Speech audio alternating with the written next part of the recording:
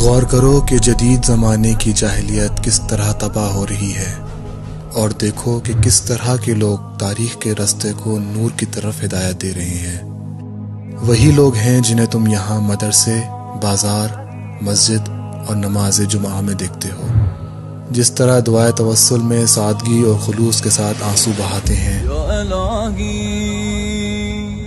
اسی طرح نعرہ تکبیر بلند کرتے ہوئے دشمن کی صفوں پر حملہ کرتے ہیں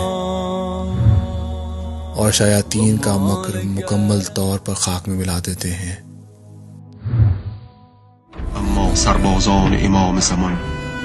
از هیچ چیز جز گناهان خویش نمی ترسند.